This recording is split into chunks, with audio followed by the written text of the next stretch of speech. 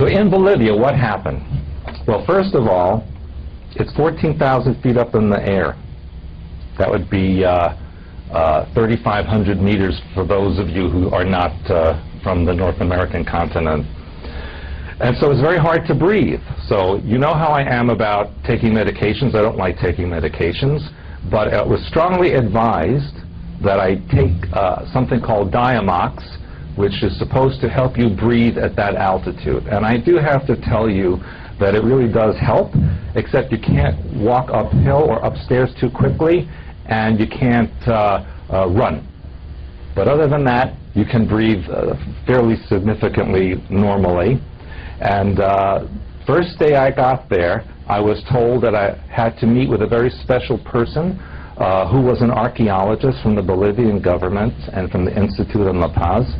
And he did come and visit me at my friend's apartment. And he handed me a letter that was from the Bolivian government and stamped and sealed by them, authorizing me to go without restriction to any of the archaeological sites at the Tiwanaku location, which is even higher up the mountain by the Peruvian border. And here's what he told me. And he showed me, he gave me diagrams and pictures, which of course I don't have. He only had those that set with him. But apparently in 1981, he and a group of other people had gone into an area that had been unexplored in these mountains just outside of Tiwanaku. And Tiwanaku is located right here. Can you see this? You can't see that. Right there, okay, in South America. It's one of the oldest and least explored sites in South America, and probably the world as far as archaeology is concerned. And they were exploring this area, which is very close to Lake Titicaca, which is the highest lake in the world. And somehow or another, they broke through this tunnel system, this opening, which they call Chincana, from the Aymara language.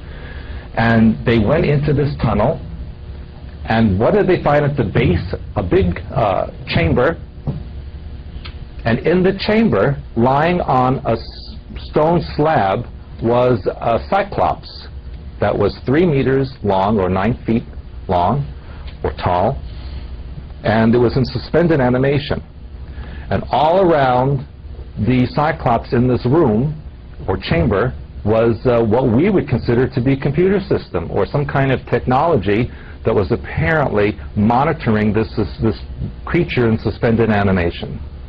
Well, the other archaeologists who were more closely aligned with the government at the time, and at the time Bolivia had a dictatorship, it was a military dictatorship.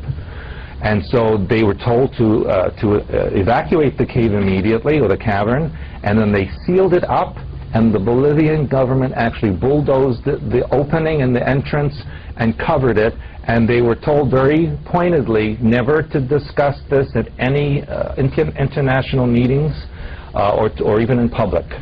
And that was 28 years ago.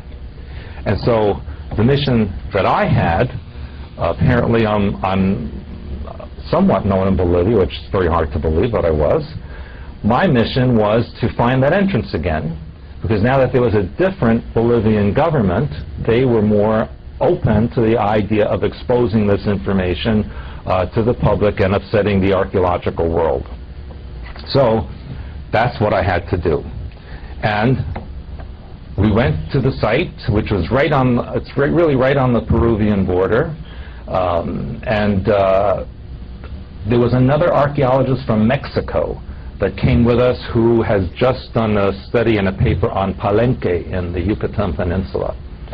And it was quite a fascinating adventure to be in archaeological digs where there's actually sifting of the dirt and digging through things. And the interesting thing about Bolivia is most of the people doing the work are women. And they come from the Aymara tribe, which was once part of the Inca Empire. And the Aymara have a a society where the women are dominant. So you always hear about the women beating up the men, and the men being afraid of the women. And stop smiling, Maureen, it's not that pleasant. And even when you go to building sites, it is the women up on the skyscraper in their hoop skirts and their headdress, and they're dressed in a feminine manner, but they're doing men's work. And they're pushing wheelbarrows and sifting dirt, and the men are basically watching. See, I tried to get that job, I couldn't get it. Anyway, so I went through all of this. By the way, I just have to tell you, I did sneak some pottery and some other things that I found in the archaeological sites for my own examination, of course. And I fully intended to return it. However, I realized it at the airport when I was leaving. And La Paz, does not have metal detectors or scanners, right? So all done by hand. So they opened my bag, and I realized I had my pottery and other stuff in there. So they just looked at it and put it back in. This is how things get out of countries that shouldn't be getting out of countries. I was also told that in another part of Bolivia, the Swiss flew in 30 large trucks and went to a very mysterious site, dug up a large portion of it, put it on the trucks, and flew them back to Switzerland without being stopped. That's what's going on in a lot of countries. As those of you who went with me to Egypt and Turkey and all those other places, and Greece, you knew that a lot of the other European countries would take objects from these archaeological sites and bring them back to their own museums. And as we saw in the Vatican, they had more Egyptian artifacts than Egypt did. So it's quite amazing what goes on as far as archaeology is concerned. So in Bolivia also, they have discovered 2 subterranean cities, or I should say sub-water cities, in Lake Titicaca. One is actually on the bottom of the lake, on the very surface of the bottom, and then there's another one underneath the bottom of the lake. Both of these apparently have some type of activity going on. If you go to the lake at any time of the night, you can see lights above the lake, in the water, in the mountains around the area.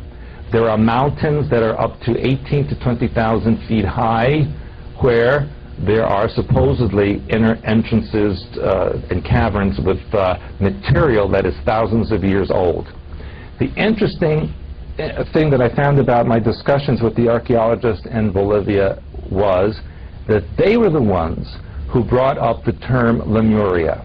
I did not discuss it beforehand, and allegedly they said they had never read any of my books. But as you know, Lemuria is that continent that used to be in the Pacific Ocean and then has submerged. Geologists claim that the area of Tiwanaku and La Paz, 13 to 15,000 feet high, happened literally overnight, because there's evidence in the ground of sandy beaches and oceanic activities that used to be in that area, so that it's very likely that Lake Titicaca was actually once part of the ocean. And almost overnight, some force thrust it up 13 to 15,000 feet. And that, of course, could have been the cataclysm of this large continent sinking suddenly into the earth and causing the ocean to rise up, and then forcing the mountains up to the east, which became the Andes. And the Andes Mountains, it's one of the longest mountain ranges in the world, starting from Colombia and going all the way down to Chile and encompassing this entire region. And one of the highest mountains in the world are in this region. And they are crisscrossed with tunnels and caverns, and in fact, there is a lot of stories that are told from people where cat-like individuals materialize at encampments, that people go camping or people that go exploring. So even in the day or the night, they will see beings with cat-like faces materialize and even hover around the area. And it is unknown if this is some holographic image or if it's some type of extraterrestrial activity, but this is common throughout the Andean region. Now, the other thing is that Lake Titicaca has magnetic qualities, which is not found in other lakes. In Tiwanaku, there were stones that were standing at an angle. They were obviously carved, they were hand chiseled, and they were lined up. And when the Spaniards first found these, they didn't know what they were, but they knew that there was a strange sensation when you go near them. And even when we were there, one of the people had a Geiger counter, and it was registering that there was radioactivity and other magnetic resonances from the stones. And the stones go down into the earth and meet in a chamber. And in that chamber, it is possible with the energies that are focalized there to actually go interdimensional. Now, the interesting thing for me was that in January, when we were at the Giza Plateau, and we saw how the pyramids were shaped like this, and then we also realized that what we saw above was also underneath in the ground. So in fact, the pyramids are more like octahedrons, like I discussed when we talk about the ultimate protection technique. Now, these octahedrons, when you go to the very center of them, have such focalized energy that you can become interdimensional. Remember a few years ago, I believe it was either the Germans or the Japanese, found these very small, not chambers, but tunnels inside the pyramids that went along the edges and around, and then they would close with doors that they couldn't get through. They sent these little robot probes through that. You remember that? And they couldn't figure out what it was.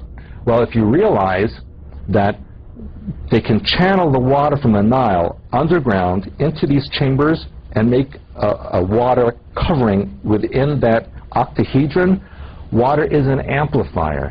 And if you electrify the entire system, it in effect becomes a delta T antenna, like you may have heard about from the Montauk Project, and this can create an interdimensional portal or doorway.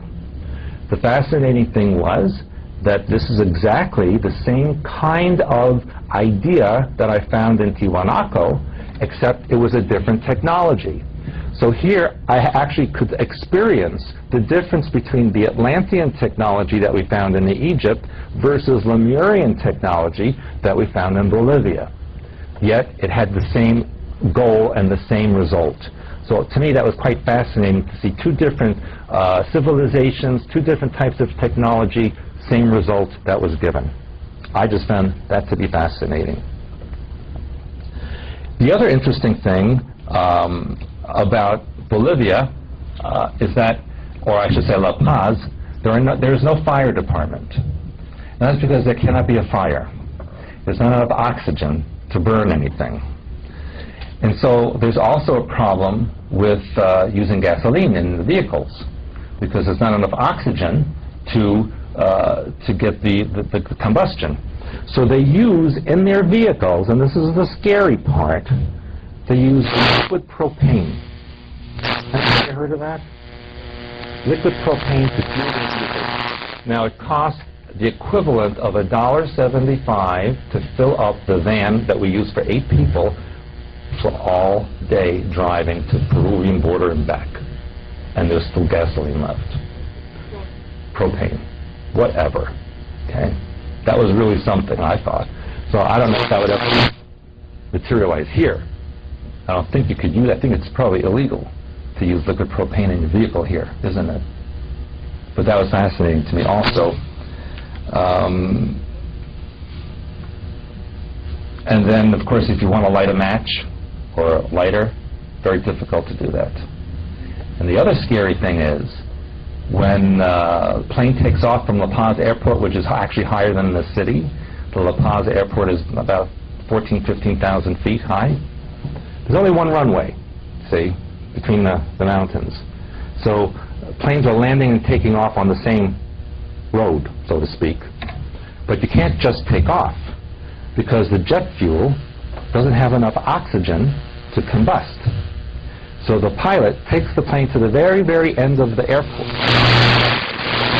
around, same direction it just came from, and I guess, and pilots in this room might correct me, but it felt like he put it in neutral and revved the engine, so that the plane started to go like this, like You know how the Mexicans do with their cars like that? And then, I guess, when it started to shake really strongly, he let it go, and the plane went and took off. That was a little scary. But that's how you take off from La Paz Airport, because there's not enough oxygen. Okay? And of course, when that happens, you yourself don't have enough oxygen after that experience, because you're like gasping for air, like what just happened. So that was my experiences in Bolivia. Since then, these archaeologists have emailed me, sent me aerial photographs of the area, asked me to do some work on that. I think that there's some other agenda going on here, and I have to really take a very careful look about what they're asking me to do. Of course, he told me that I should say I did find the entrance, and they are making plans to dig there and find the entrance and go in.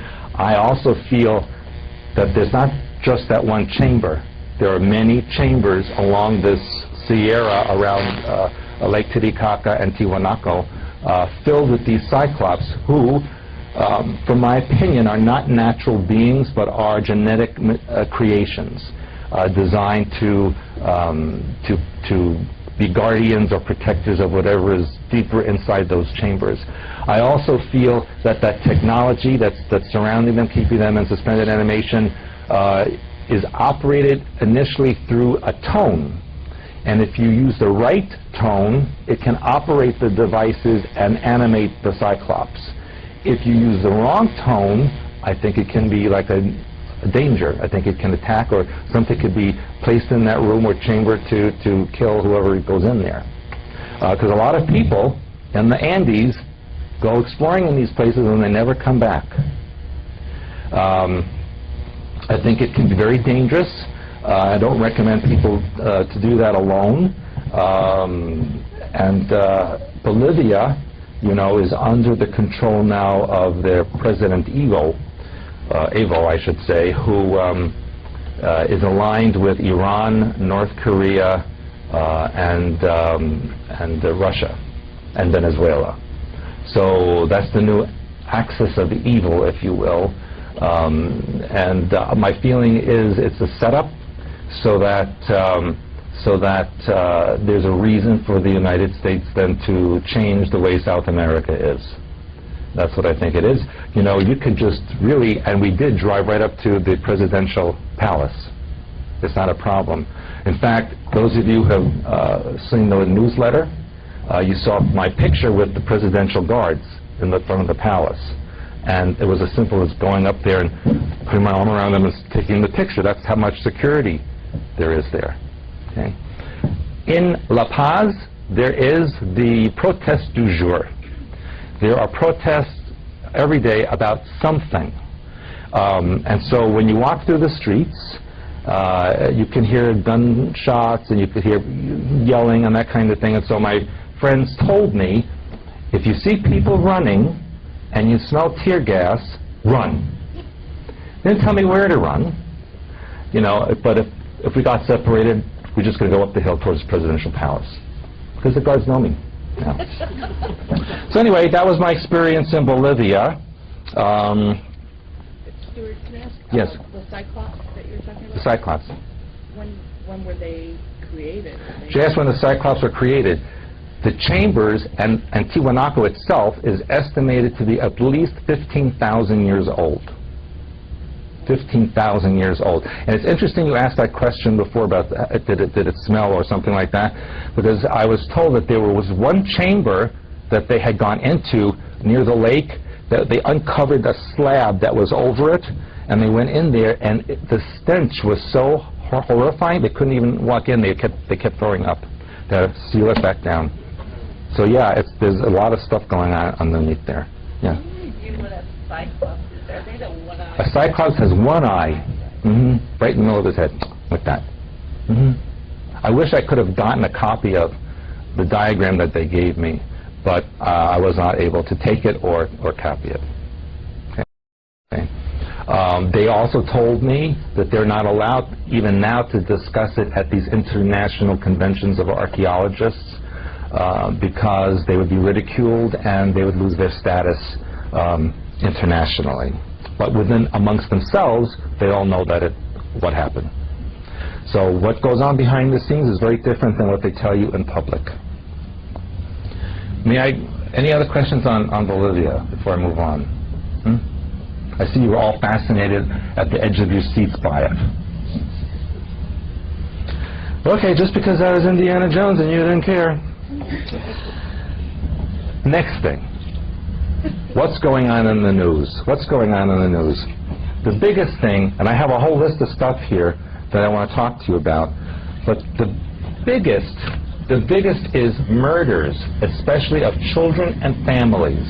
And you hear about something like this every single day in the news. And the most common form of it is, usually it's either a father who kills his wife and his children and then commits suicide, or it's a mother who kills her children and then remains alive.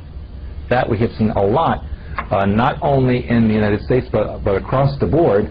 And from what people are writing to me on the Q&A and private emails, is that there's a lot going on in Europe like that as well, and even in parts of Asia, but this is not on North American news. So what do you think that's about? Why are parents killing their families? It's a ritual. It's a ritual sacrifice. What's being activated? We all know that we are in what programming type now?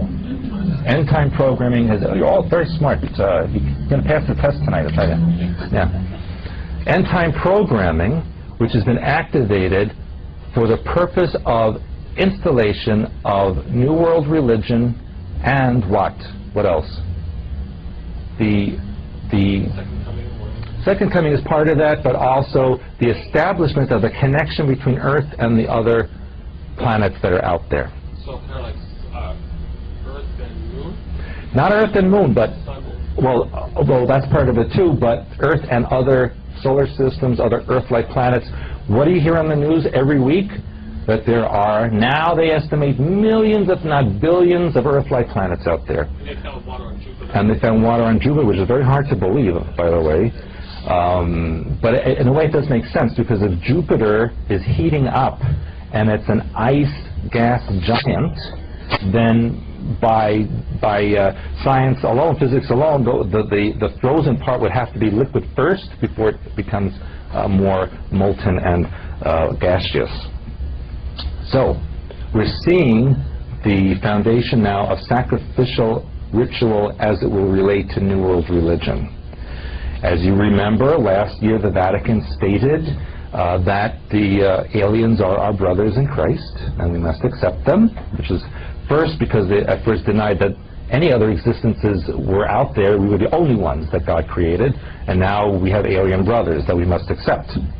We also saw this week we saw a scientist from NASA say that in his new model of Earth-like planets out there, he estimates that there are 100 billion stars that with a possibility of at least one planet like Earth. And of that 100 billion stars, he said the minimum of civilizations with intelligence would be about 38,000. So just 38,000, and that's just our galaxy. And of course, there's what? At least 100 billion galaxies. So it's quite a teeming universe of life, and they're all coming out now. Scientists from the United States, England, Russia, all starting to say the same thing, that there's hundreds of thousands, if not millions of planets with Earth-like conditions and civilizations. So what are they doing? They're preparing you for the next step, which is the not just globalization, but an interstellar connection, which will happen with what? The what that I was talking about? Staged alien invasion. And you see that also just about every day, or at least 3-4 times a week, where there's some object in space that's coming that they never found before, and it's headed towards the Earth, and it's going to come this close to the Earth. You've seen that, right? Just yesterday, they said that scientists have discovered a huge, and they called it a blob in space. Did you see that or read about that? You didn't? No? Do you people watch the news at all? Well, I've been watching. Not that I think you should, but I have to because I have to know what's going on. But yes, and they have it on CNN. If you go to CNN.com, you will see this satellite image of the blob. And they actually referred to it as a blob, and they said they got the term from that science fiction film in the 1950s called The Blob. So they're naming it, you know, reality after fiction, or is it the other way around? We don't know. So they're calling, you know, they're getting things that were in Star Trek are now modern day life. And what about Star Trek? What did they just say that they did last week? They teleported information from one group of atoms to another group of atoms. They said teleportation now is possible. So you know, if they admitted teleporting a bit of information and released that to the public, that means they've already done people. A little, right? Just like cloning, you know, 15 years ago, cloning was science fiction. And then they admitted that they could start to do the cloning process, and now there's a scientist who just, again, this week, said he's cloned 15 babies and implanted them in the wombs of females who were considered to be childless. He did that out of the goodness of his heart. And so, science fiction, whatever you saw on Star Trek, is actual reality now. And remember, whatever they tell you they've accomplished, it means they did it a long time ago, and they're just filtering it down now to see how you react to it. We're also seeing, in conjunction with the child murders and the family sacrifices, we're seeing vigilante shootings. We're seeing people going into office buildings or other public locations and just indiscriminately shooting people. The story was on the news this morning about that man, I believe it was in, was it Delaware or Maryland, someplace like that, where he killed 9 people. First he killed his mother because he felt she should die peacefully. She had cancer, and she loved her animals, so he killed her dogs too, and then he killed her. And then he realized that he was very angry at the world because they created these conditions, so he decided to kill a few other people and then kill himself. And this is common. This is not even an oddball thing. This happens almost every day. We're reading about it. You know, they tell you to be afraid and be careful about terrorism, but the truth is, it doesn't matter where you are, if a little town, a big city, it doesn't matter. When they turn on those satellites to transmit activations for programming, vigilante, stalker, assassin, all of these, it doesn't matter where you are. Okay? You could be in Ecuador, which is not a very pleasant place, I will tell you. Now, what else are they doing? Health news, because what are we doing this weekend? Take your meds, right? What do meds stand for? They're just brilliant. I think, you know what? I think that we don't have to do a seminar because you know everything. What do you think, no? Just go to the beach this weekend. Yeah. You probably would, wouldn't you? Health news related. What's the biggest health news that they're pushing everywhere? It's on all your junk mail and your computers. It's constantly getting bombarded by it. And it's not Viagra, no. No. What is it? There was even a show about it on Discovery Health. And what it is? Longevity pills. What is it made out of? My favorite thing? Red wine. The resveratrol in the red wine, they said, can add decades to your life. Now, of course, they said, in order to get that same amount from drinking red wine, you would have to drink the equivalent of 10,000 bottles a week. And I have tried to do this. Personal math. But unfortunately, after the first couple of thousand, I forgot why I was doing it. So they do have a pill, a longevity pill that you are getting in your emails. If you have a computer, you're getting this, that tells you to buy these pills made out of resveratrol and extend your life. And you could be 150, 200 years old. And the truth of the matter is, it's true. The resveratrol can do that because it creates the basically an immortality factor in your cellular system. However, I really doubt that those pills that they're selling now do what they claim to do. I think they're people who have jumped on the bandwagon when they heard about this information, and they've created something that will, they think, be good for the public as far as their pocketbooks are concerned. But I feel that it might be as long as 5 to 10 more years before a real longevity pill is on the market for the public. Do they have it now? Yes, of course they have it now. When will they give it to the public? When they decide who is allowed to have it. See, just like what they do in Michigan, they just recently allowed marijuana to be used for pain management. So they're deciding who can use it legally. Same thing with resveratrol. They will decide who can legally use it. And that has not occurred yet. They know what they're going to do, but it isn't in public yet. The other thing that they're advertising is surgery. Where?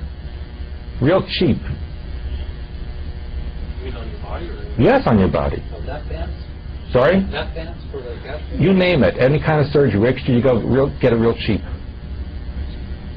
Now, Mexico is good for dentistry. That's India? India. Absolutely India. And in fact, who's pushing it? CNN. They had, what's his name? Sanjay Gupta? He went to his homeland in India, and he showed how all these Europeans and Americans and Asian people were coming to India, and for 1/10 of the price that it would cost in the U.S., they were able to get their surgeries done perfectly well, no side effects, and they were happy about it. Not only that, but the clinics will even cater to your cultural background and give you the food that you're used to. So it's very, very interesting that they're pushing surgery, India, dental work in Mexico. Okay? But what types of surgeries are being...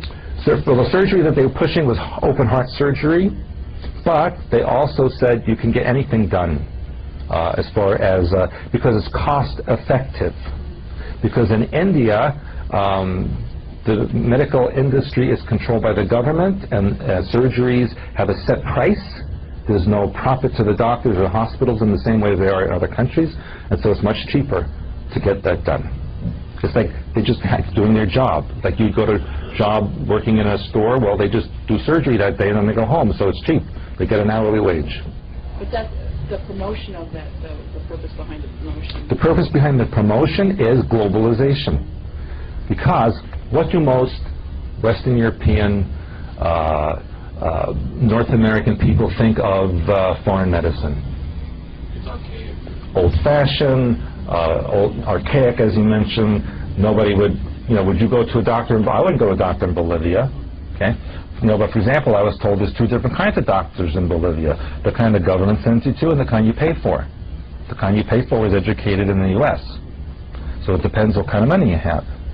So they're creating a globalization. India is the 2nd most populous country in the world with 1.1 billion people.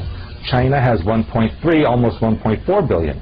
But by the year 2020, India will pass China in population, because India doesn't have restrictions on the number of children that you can have.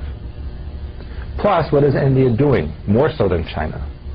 They're sending their population out to other countries, so that there is, in effect, almost as many Indians living in other countries as there are you Americans living in the U.S. It's quite a large population. And so they're creating a globalization factor so that you take away your prejudices against certain cultural experiences.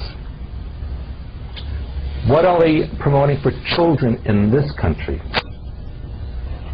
as far as medical is concerned? Vaccines? Vaccines, yes, but something more drastic than that. Little girls are having breast implants, 13, 14-year-old girls. Why? Because they have to fit into the school society. What did we just see happen Again, everything happened this week. You came at the right time. Well, it's been pushed on the news. This little 10-year-old boy. How old was he? 10 or 11? Maybe 10. The one that committed suicide. Hung himself. 12? Okay? 12-year-old commits suicide because he was made fun of in school because he didn't fit in. So if you have plastic surgery, you could fit in and be normal. See? So children are being promoting breast surgeries for children, other augmentations, facial changes for children, all these kinds of things, and the parents are allowing it. Think, if you had a 12, 13-year-old child, would you allow that child to have some kind of surgical augmentation just to fit in? Think about that. But you know, a lot of those parents I see in California, everyone's getting Botox. Every other girl, they all have implants. Mm-hmm. Well, there's Botox parties. No, there really is. Yeah, I know. And the old owner said that if she wanted to organize a Botox party, Mm-hmm. that you would get a percentage off of your service. Oh, we could do that. This week? I have a plan. Yeah, we could do Botox parties. Yeah, definitely. I mean, I got. How do you think I got? Anyway, 11. What else? I talked to you about this before. Low fat, no fat, anything. Don't go for it. Why? Because your vitamin D in your body needs the fat in the dairy products or whatever it is you're eating to pull the calcium into your bones.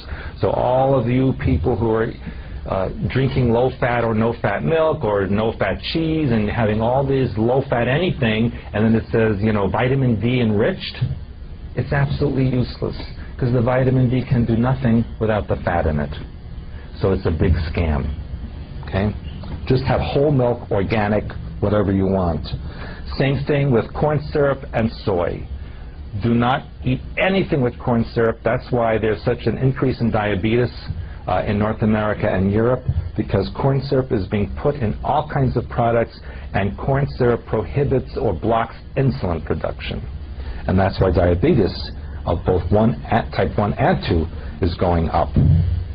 Soy, as you know, creates estrogen-like compounds in the body and then creates wild cellular growth like cancer. That's why cancer is so high, because people are eating soy.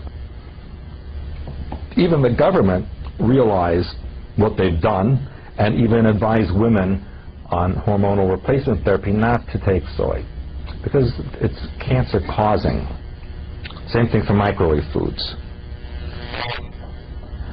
What did they just, again, this week, the government said what about teenage girls?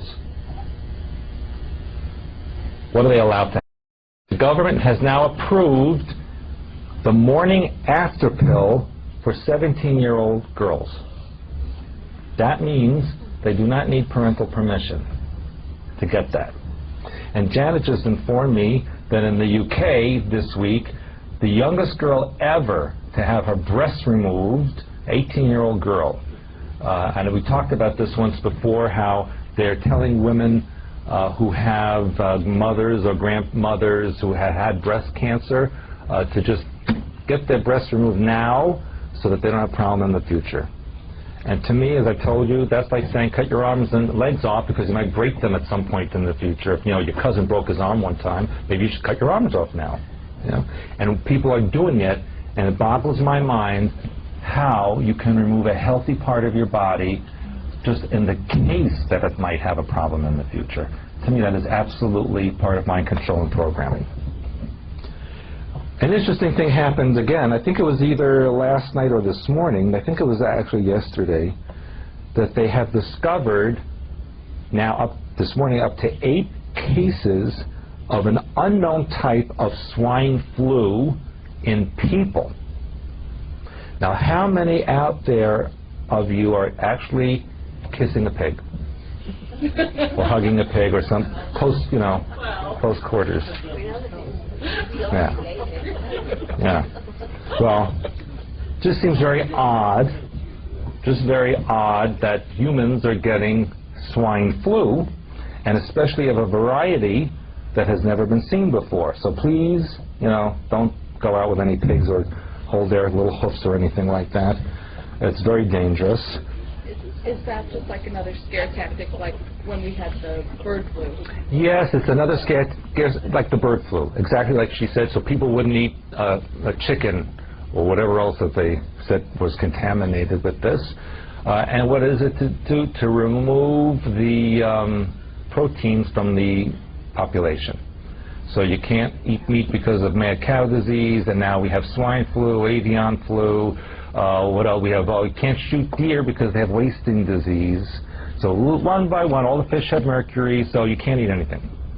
And so what did they do? I told you this last year. They came up with an artificial protein that they make in a laboratory that is disease-free, and you could eat that.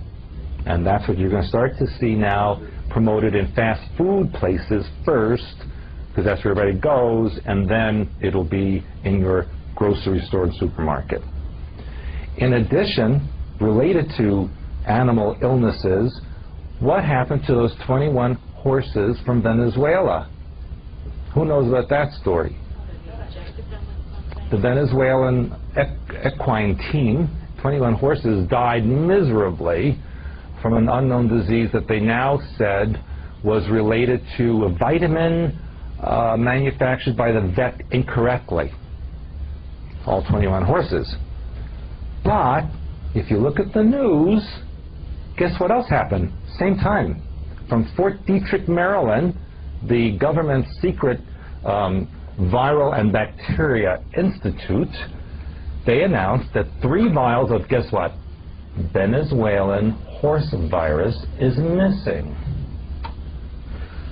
Wait. Horse virus, dead horses, missing vials. You know, there could be a connection. I think there's a connection. What do you think? You think it could be a connection?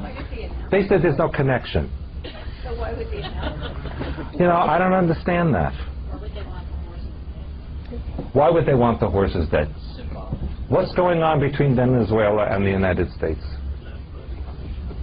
Well, that's changed now, hasn't it? Because what did Obama do in Trinidad last week when he met President Chavez of Venezuela? Got a book from him. He got a book, and President Chavez says that this president is intelligent, he said. He has intelligence. And then, what else? They had a little secret conversation, and that afternoon, Chavez said that he is now going to send a new ambassador to the United States. And then the next day, the horses died in Florida, because he sent his equine team to race in Florida, and they died just before and during the race. So what kind of a message would that be? He said he's sending an ambassador back, and they're starting to get chummy again, and then they kill the horses next day. Why? Well, what would that be? Who's in the mafia? Who is the mafia that could explain this? Yeah, you. She's from New Jersey. Well, when someone makes a promise, and you want to make sure they're going to keep that promise, you give them a little message. Right, Maureen? Yes. And she knows people named Bugsy and whatnots, don't you?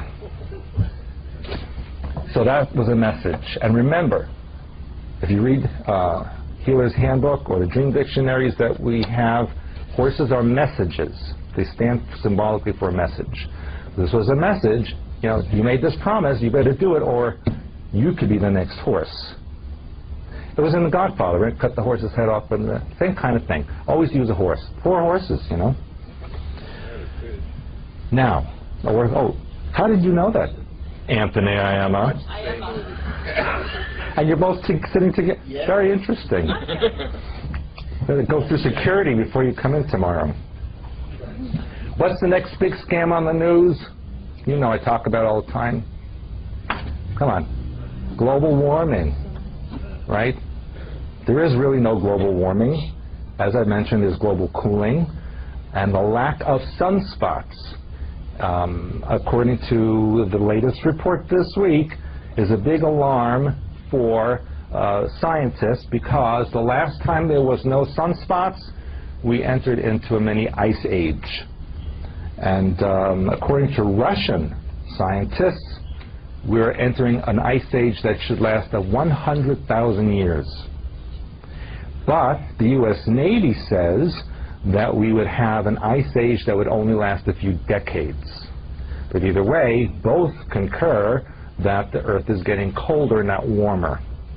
And as we know, Mr. Texas, you had snow this winter, yes, in Houston. And there was snow in New Orleans, which never, and it wasn't just the dusting of snow, it was significant, deep snow.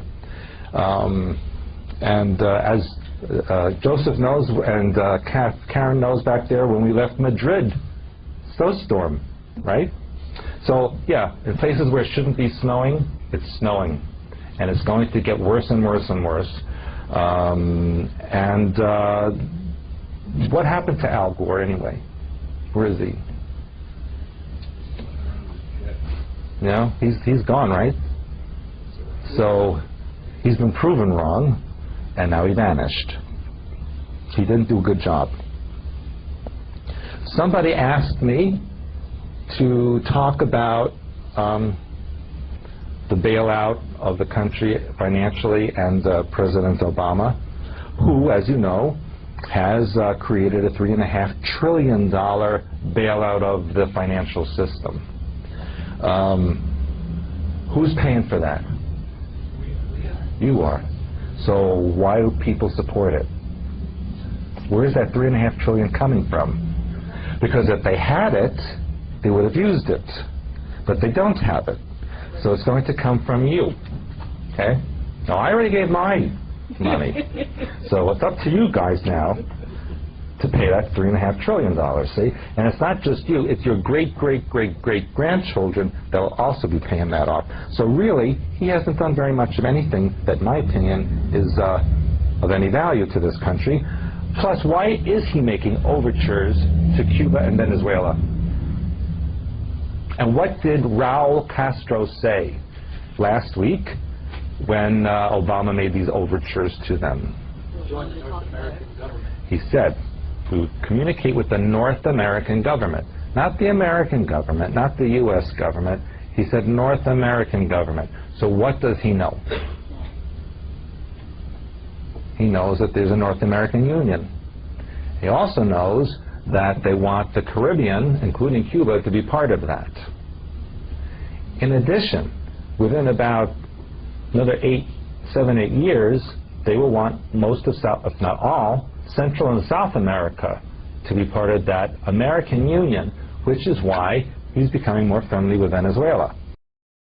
And once that occurs and Venezuela falls out of the axis of evil, then all the other countries associated with it will not have as much power, especially Iran, because as we speak, the Israelis are now doing practice runs to bomb many locations within Iran. And they will be using Iraqi airspace to do so. Now, as you might remember, in 1981, the Israelis destroyed the Iraqi nuclear power plant. And several years after that, they bombed Tunisia. And then they bombed Libya. And 2 weeks ago, they bombed Sudan. So they can go anywhere they want and destroy anything they want. And the Israeli version of the Secretary of State said that they know Iran will have nuclear weapons in 2010. And he said it's coming to a point where they're not going to wait for American permission to do anything. They're just going to do it. And that's what they're planning to do. So at any time, you can wake up some morning and find out that Iran has been bombed and the government of Iran will no longer be in power. And in fact, I know from my contacts in Israel that in the Negev desert, in this area over here, the Israelis and Americans are practicing door-to-door searches of homes and businesses. So that implies after an aerial bombing or saturation bombing of Iran, then there will be ground troops that will be moving in. In the newspapers today, actually on CNN today, it said that the U.S. is moving troops from Iraq to Afghanistan, bolstering the Afghanistan contingency. And what's in between? Iran. So if you look at what's going on, you can read the writing on the wall. And you can see what's going to be happening very shortly. Excuse me, Stuart. Can you explain how, in Obama's campaign, how he was able to get such total and utter allegiance from so many Americans? She wants to know how Obama in his campaign got such total allegiance from so many Americans. Yes? Well, who was the alternative? Okay, that's number one. And the second thing is, it's a setup. It's really, really a setup, because he's not what people think he is. I know people who definitely have information stating that he was not even born in the United States. So right away, it's illegal for him to be president. And that is why the state of Hawaii sealed his records. And that is why he was in Hawaii just before the election. It wasn't to say goodbye to his dying grandmother. It was to make sure that Hawaii does not release the fact that they don't have anything. And the secretary, the governor's secretary in Hawaii said he absolutely has Obama's birth certificate in his hands, but he wasn't showing anybody. It was just good enough to say, I have it, and he won't show it. So where was he? He was born in Kenya. So his mother was in Kenya? His mother was in Kenya, and in fact, the reason that how it was a big news in Kenya, because his aunts and cousins, it was a big deal for a white woman to give birth in that village. They didn't have white people in that village. So they remembered very clearly this woman coming from the United States with her black husband and having the child. And that's... They always keep it a secret? They always keep it a secret, and there's a lot about Obama that's kept a secret. You know, his brother is a drug addict, a drug dealer. His aunt is illegal in the United States in Boston, and in fact, should have been arrested and deported and was not. There's a lot about him, with his smile and his charisma, that's kept secret. You know what I say? So he was picked from very early on? It's a very complicated situation. He was not the original intention, no. That was much later on, which I spoke about in the October-November conference, which you did not attend. But the point of the matter is, and I say this, it's a joke, but it's true, same crap, different toilet. Okay? That's what it is. He's no different than any of the others. And if you got my newsletter, I think it was last month, but I had a picture of Michelle Obama on the cover of Vogue. Did any of you see that? And her right hand had the devil salute in the picture, very blatantly. See? So there's no difference there. It's just a different image of the same thing. And people outside of the United States especially are very thrilled to have him as being the president, because in their minds they see that as a complete reversal of everything that has happened before with the United States. Yet, what did he promise in his campaign? That he would remove the troops from Iraq, that he would stop these attacks that are going on. The day after he was inaugurated, missiles struck in Pakistan, killing innocent people in villages in the mountains. The day after he was inaugurated. So he changed nothing. Nothing. It's just a different image. He uses a lot of double-speak. He uses a lot of words and smiles that make it seem different than what was before, but it's the same thing. So that's all I really want to talk about with him. I want to get to some scary things to you. You know, I always talk about what? No, I talk about what's going on in the tectonic plates, right? Now, a good chunk of you are from California. Yes? Yeah. Well, not for long.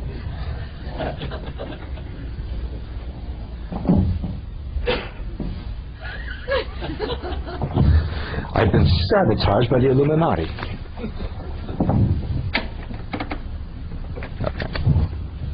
What happened here yesterday? No, yeah, yesterday. Earthquake. Yorba Linda. How many? 3. 3. What does that mean? 3 within a few hours. Enough to scare people to run out of restaurants and hotels and everything else.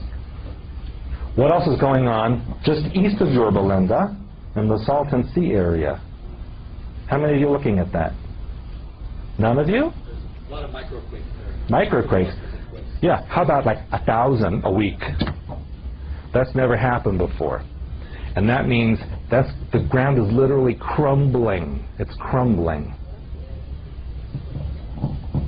And that's not a good sign. And now we're seeing quakes developing off the coast.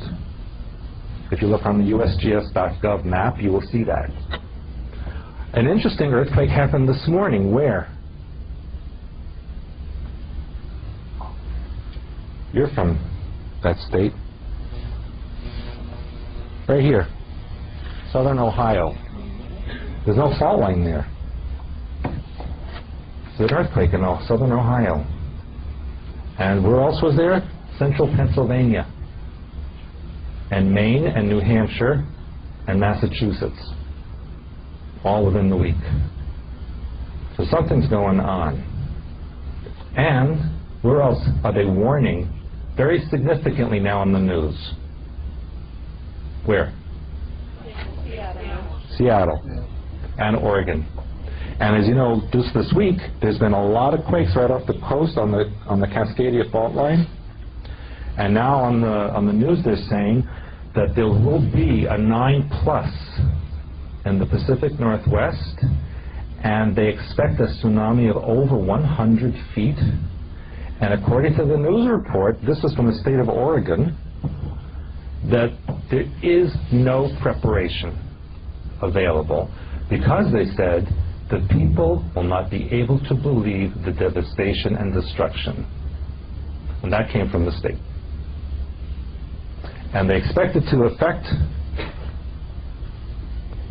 southern British Columbia down to Northern California. Well, they said within 50 years, but it's starting to happen now. It used to be 200. Used to be 200 years, now they're making it 50 to bring it a little bit. Because if they said it's going to happen tomorrow, it'd be a little scary. So they make it all 50 years. So it's not going to be 50 years. It's happening now. The last one was in 1700, and they happen approximately every 300 years. So yeah, it's about 300 years now, or more than that. So it's actually overdue. The last one created a tsunami that killed people in Japan. That's how powerful it was. So, none of you from Seattle, well, Janet's from Seattle, but she left. So, just be careful out there, those of you on the West Coast. And I'm telling you, not Boise, so don't get a panic attack. There's been some earthquakes. I know there's been earthquakes in Idaho. From here, west, a problem. Big problem. Even Yellowstone now is getting a little jumpy. There's been earthquakes in Wyoming, a lot of Wyoming earthquakes also lately. So, need to be careful out there. And of course, St. Louis, we all know about St. Louis, don't we? In fact, they said that now, remember the earthquake we had here last April, right? And they originally said that they thought it was from the New Madrid fault line, but it wasn't the New Madrid fault line. It was the Wabash fault line, which they said they didn't think was active, but now it is. So all that central portion is in big danger, and especially St. Louis and Memphis and Little Rock area. So, I'm not done with the scary part yet. Australia. Here it is. What's been going on here in the southern part of the ocean between Australia and Antarctica? And in the Indian Ocean, in the western part of the Indian Ocean. Pretty much on a weekly basis, moderate to severe earthquakes under the ocean. which means the Antarctic tectonic plate is lifting up, and the African plate is moving as well. So the western and southern coastlines of Australia are in grave danger of tsunami at any moment. And as you may recall, when I talked about Antarctica, and what did Al Gore say, and the government says that, oh, it's the ice sheets are falling off of Antarctica, right? But the truth is, Australian scientists just measured it and found the ice and snow thicker than ever in recorded history. So how can there be ice sheets falling off Antarctica when in fact it's getting thicker with ice and snow? And what's the answer?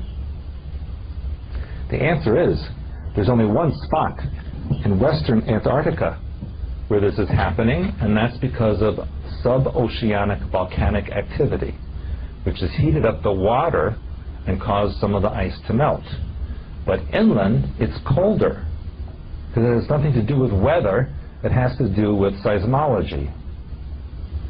And that was just confirmed by Australian scientists.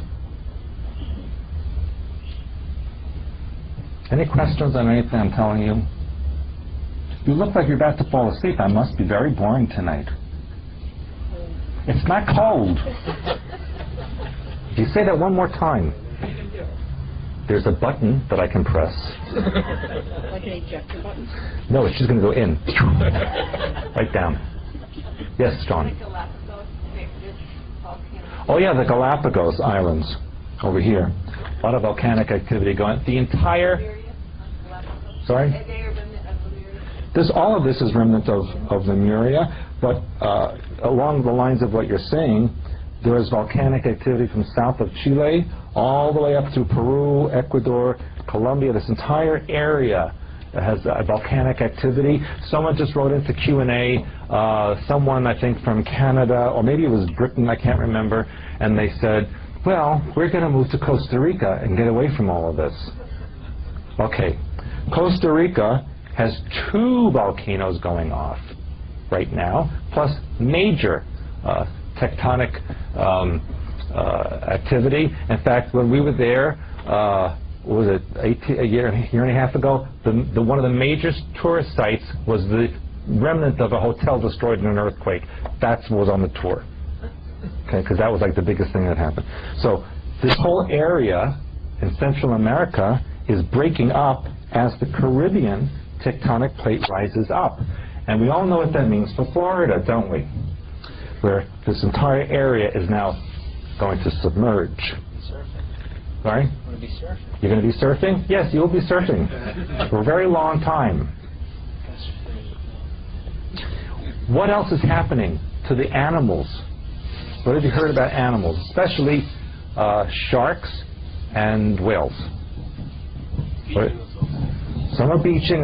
Well, what's going on, especially with the whales? Where are they going?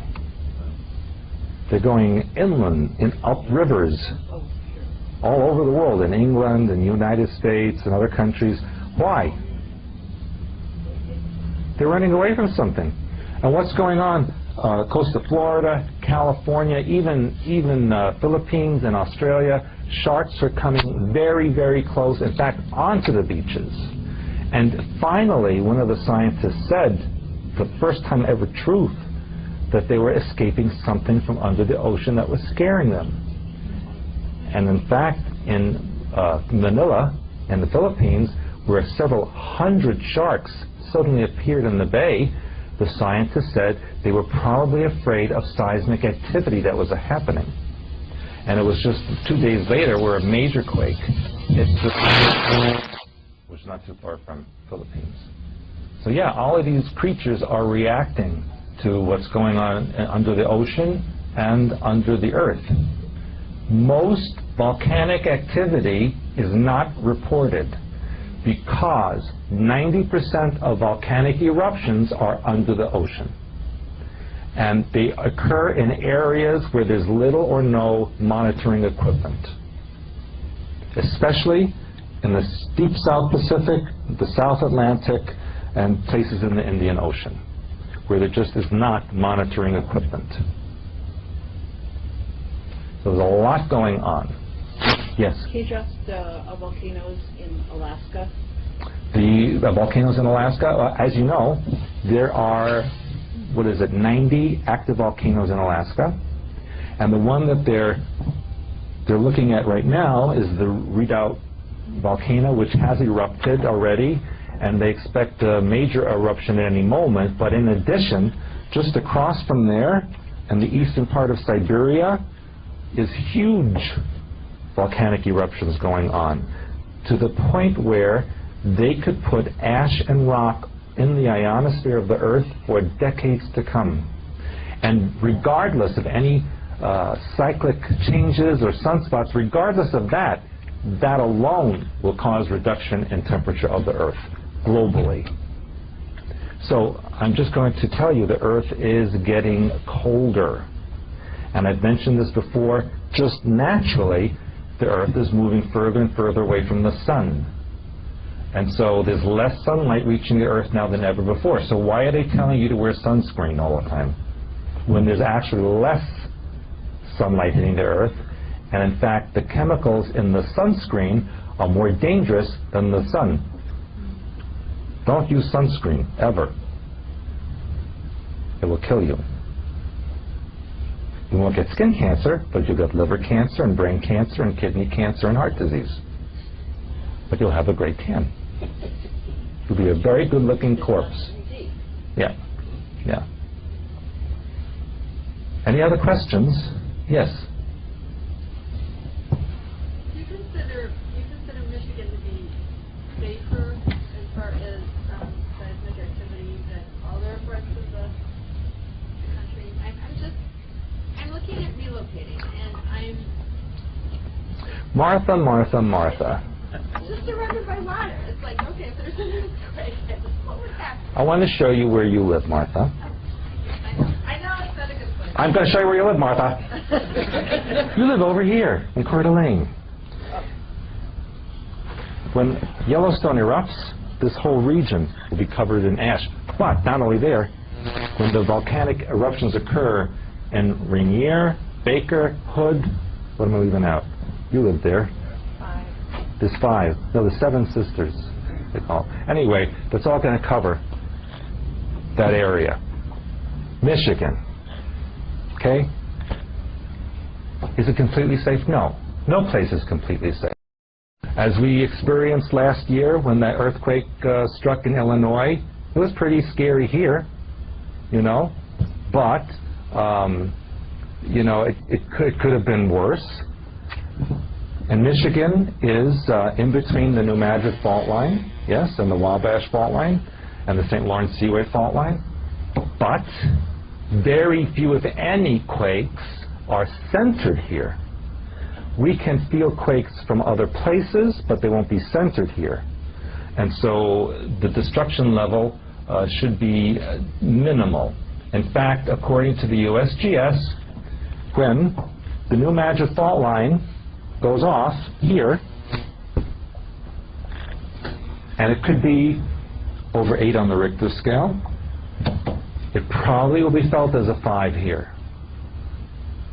But still, much less minor damage.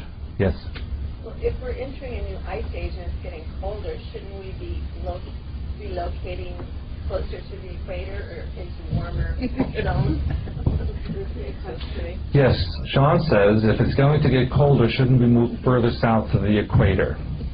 That's brilliant, Sean, especially if I'm living in the Bay Area. You know so much about safety.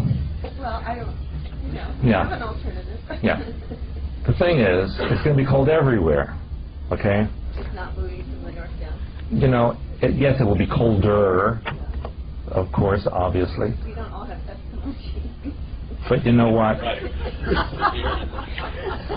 I want to counter that. She says we don't have Eskimo genes. In fact, maybe 10 days ago, they did a genetic analysis of our ancestors, supposed ancestors, and it said that human beings actually were designed to live in glacial areas, and that our ancestors lived in glacial time periods and survived very well. So I will let you know that.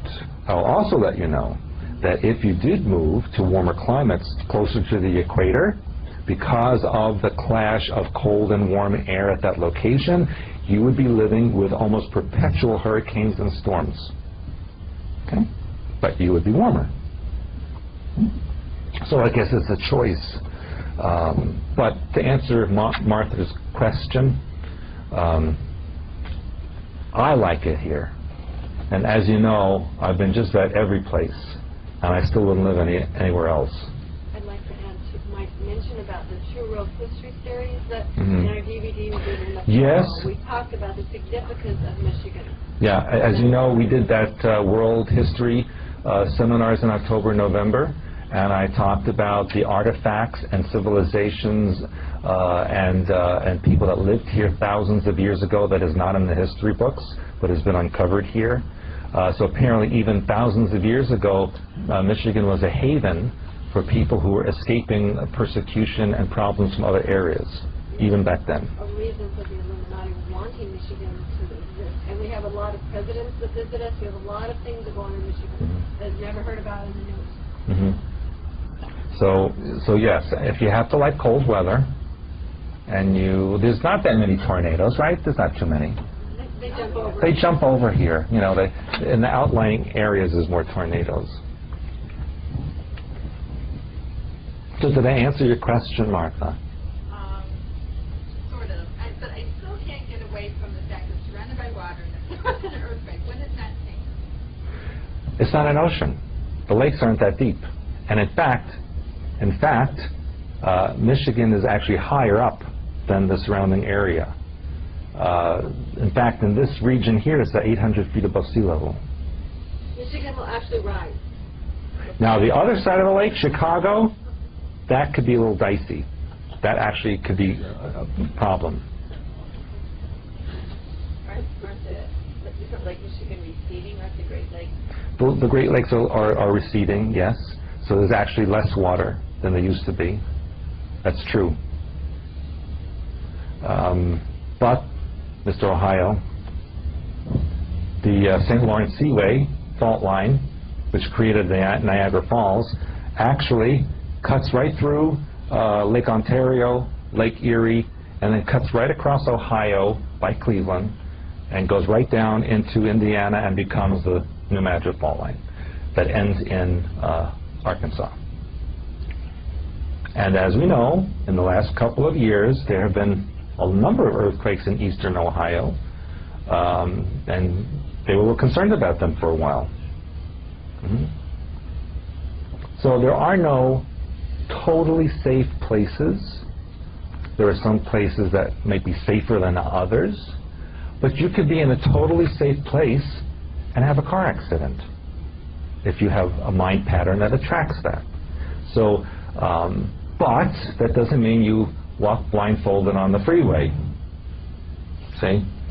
And if you know that a location like Los Angeles, like San Francisco, like Seattle, like St. Louis, since you know that there's pretty much a 100% chance, in fact, USGS has 99.6% chance of total destruction, you don't want to stay there. It may not happen at this moment, and it might be a beautiful day, and you think, well, I'll just take my chances. If it happens, like everybody in Los Angeles says. That's what they said in Pompeii, 2 minutes before the volcano blew up. It's a beautiful day. I think I'll bake some bread. And those are the imprints on the stone. See? Don't go by at the present moment. You know, look ahead. When you're driving on the road, you don't look at what's right in front of your car. You look, where am I going? And make a wise decision. Now, I can only offer you that, and I've talked to them blue in the face, but when the final thing happens and you're in there, you're not getting out. You'll be sorry that you stayed. And I don't want that to happen to any of you. So that's why I tell you these things. It is to scare you a little bit, because when you're scared, you're motivated to do something about it. Okay? That goes for you too. So, Oh, I have more. It says over. Not that I'm over. Little bits of news that you need to know. What happened in Washington, D.C. this week?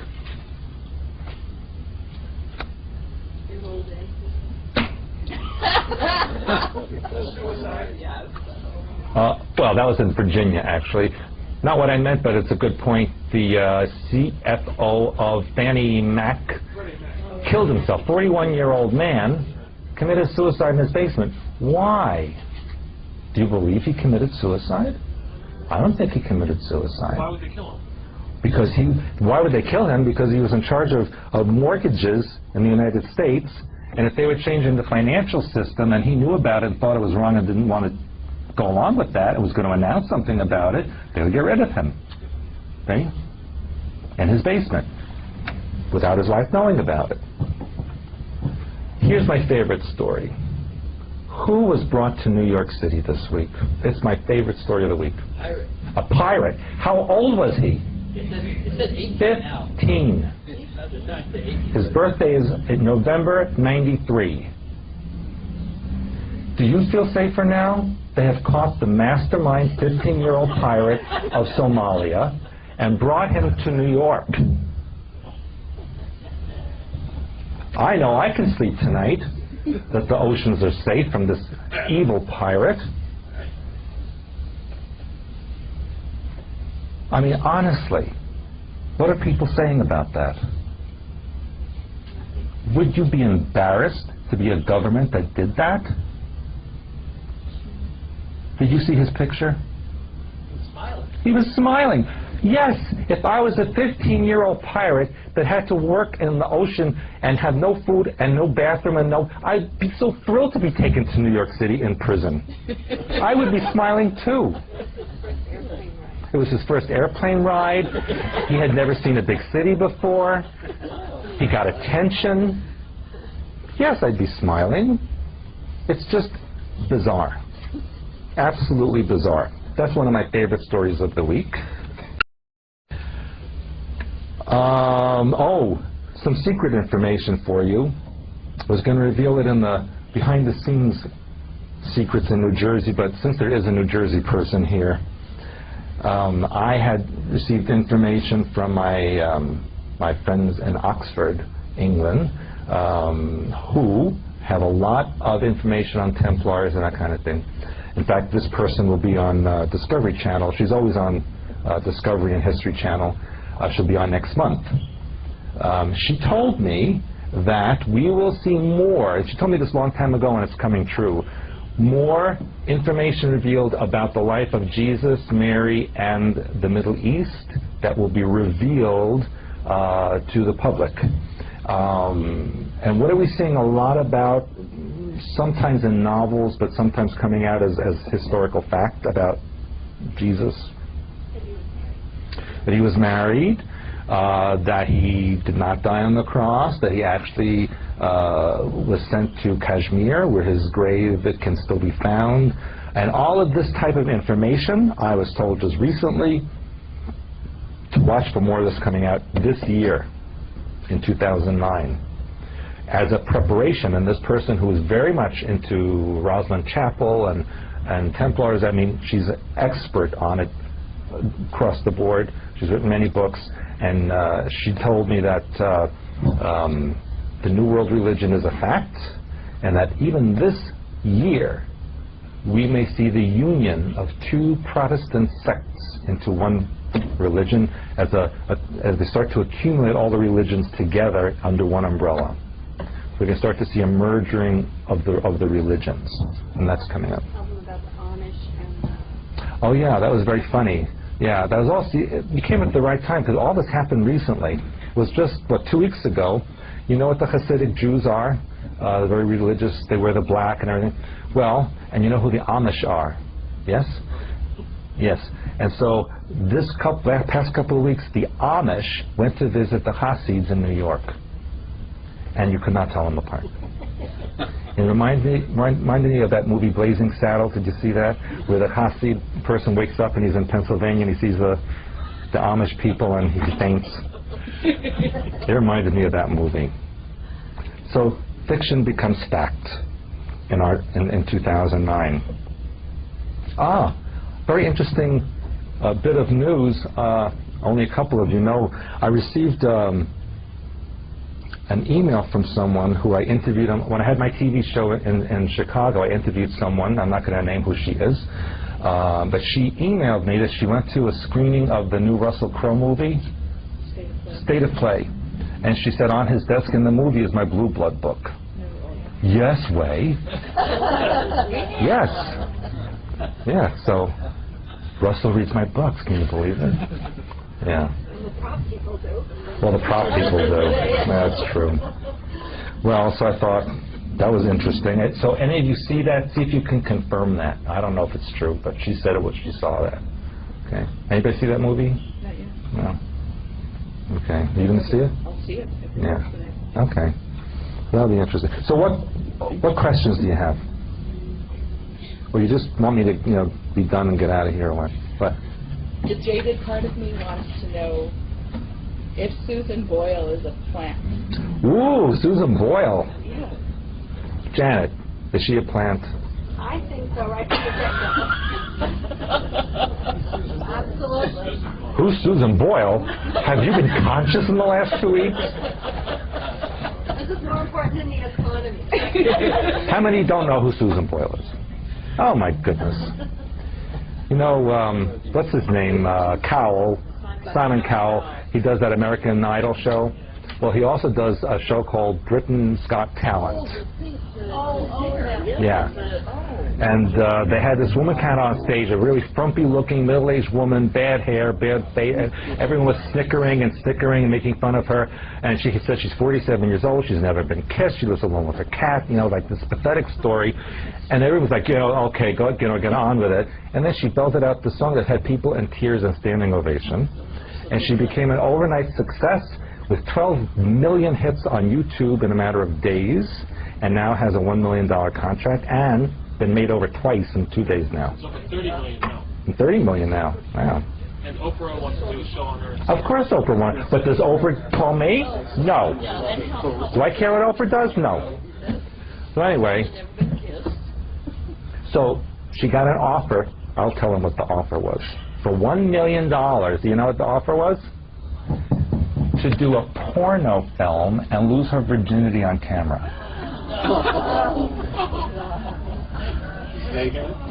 So luckily she didn't take my offer. So that's not going to happen. But that's the kind of thing that goes on. But yes, now she's very well known, and she's going to have contracts, and she's going to be. But they remade her. You can't tell it's the same person. You cannot. She's wearing leather. Her hair's dyed. Plucked her eyebrows. She plucked her eyebrows. She's like she looks different. Yeah. Really? Keep going with it. Huh? They'll keep going Yeah. with it. It's just, and they're making. Simon is now arranging to do a life story, a movie on her. Which maybe you can get on that one. Yeah. So. You two can be a baby Barbie doll. Yeah. So is she a plant? What did she tell? What did people say about her? Why they were so happy for her? You know what they said? All of them, because she gave people hope. Here was this woman from Scotland who lived in the same house she was born in. It's the last of 9 children. She just lives with her cat.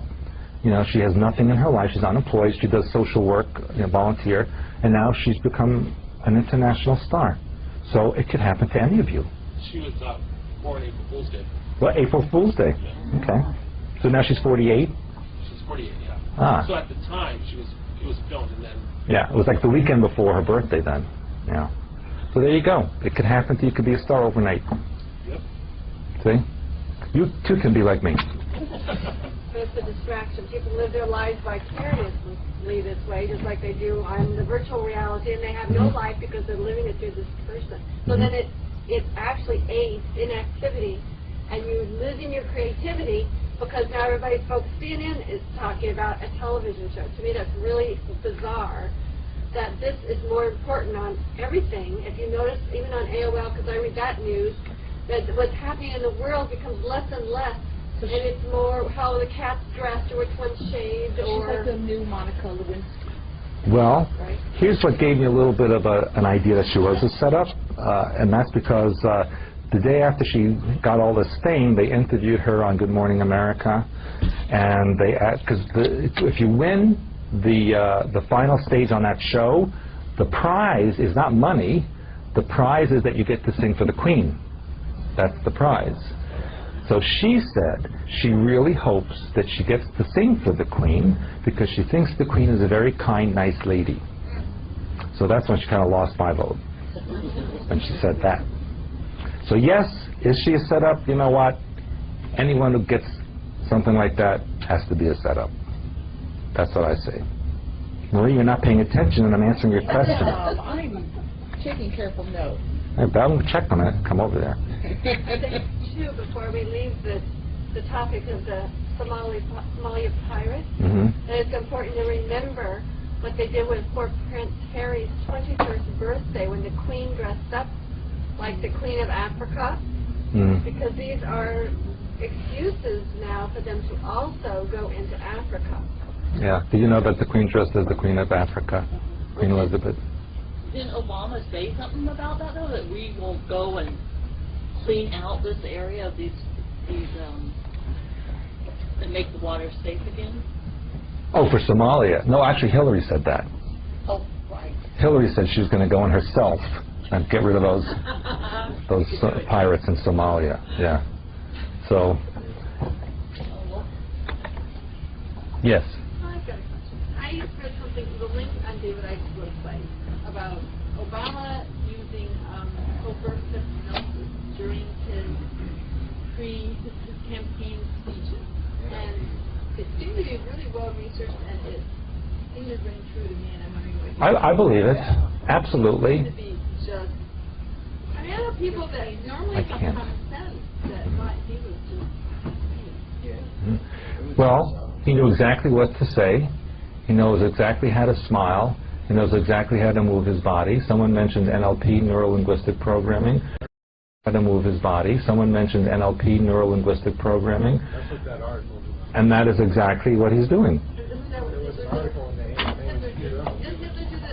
Hitler was a master of that. And isn't it interesting that, again, this week, which was Hitler's birthday, he's all over the news again. In fact, just today they sold art that Hitler painted. And there was a big auction and they sold it. Not so long ago, they removed children who had the name of Hitler. People remember that, so they removed them from the parents' home just because of their name. That was a while ago. They removed kids that were named Hitler and Goebbels, and yeah, they did that. Yes. Another item on the news is that I want to say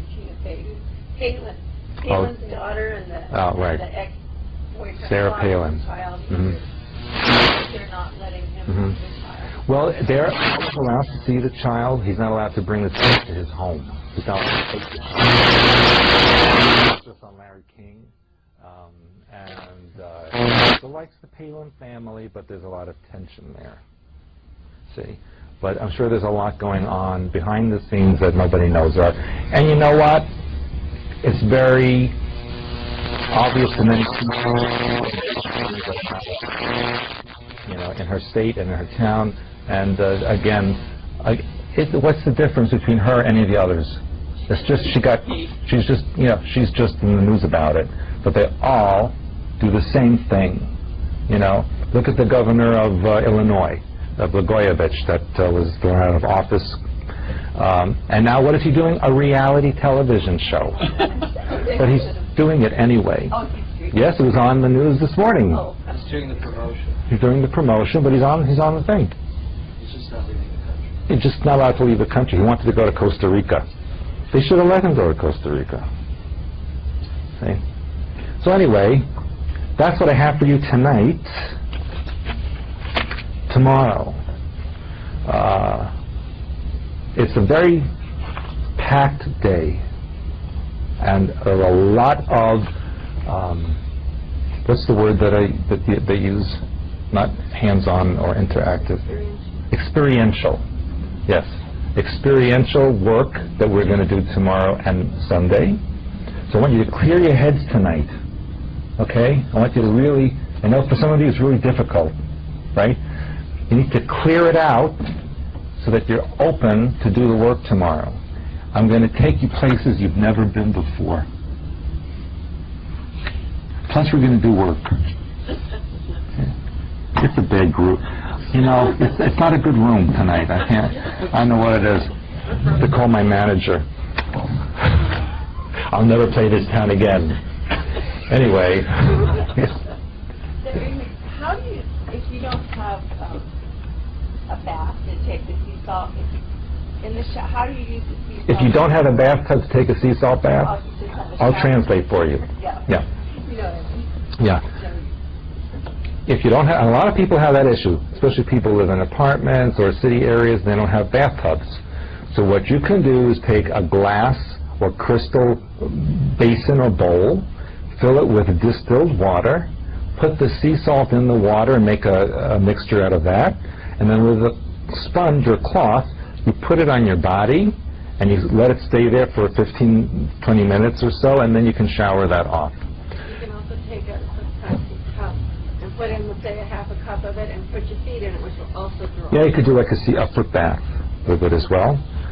They also have salt soap that you can use. Soap and mud mask. And yes, so there's a lot of things you can do if you don't have a bathtub. Okay. In fact, you might we'll demonstrate that tomorrow here. I'll tell you, you guys need to go to sleep because this is good material.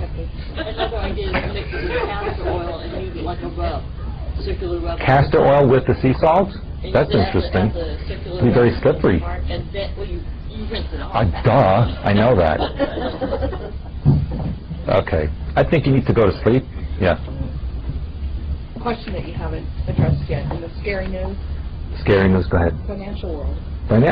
Well, I kind of did talk about the bailout and the financials. Who called for a completely new global financial system? China and Russia. Yes? Right? And what did I tell you is going to happen by 2016? A new global currency. Remember? And the currency that's in North America that's changing currently, it's being changed. And then in another 8 years, 7, 8 years, you'll have a global currency. I don't know if that's scary. I think it'd be easier to go from one place to another, but the exchange in the beginning would be scary. Yes? Yeah, what do you think about silver and gold? Well, I think that silver and gold is very shiny. I like it. You mean to purchase? Yeah. Well, I'll tell you what. In this country, most of the gold that you buy is certificate. It's not the actual gold. You can't, get the gold in your hand. So anything that's on paper is worthless. So unless you're going to get bullion or jewelry or something that's physically in your possession, if you can get that, which I doubt you're going to get here, fine. Otherwise, it's useless. It's useless. You still, Egypt, Turkey, and South Africa, you can still get the physical gold. But you like it, though. I like it very much, and I do accept donations all the time. For gold. Yeah, absolutely. Now, I'll never forget what you all did to me at the November and October conference when I, pathetically and desperately told you I wanted a Mercedes sports car. And what did you do? You got me one. Wrong size. Yeah. Well, you didn't specify, I guess. I didn't think I had to. So I won't forget that. Anyway, please go to sleep. You're making me tired looking at you. And you're really not reacting the way I'd like you to react. So tomorrow, I want you to sleep well, eat a very grounding breakfast, do your chakra spinning before you get out of bed, balance your T-bar, and then we can get going 9 a.m. tomorrow. Okay? It's going to be a really, really mind-stretching day.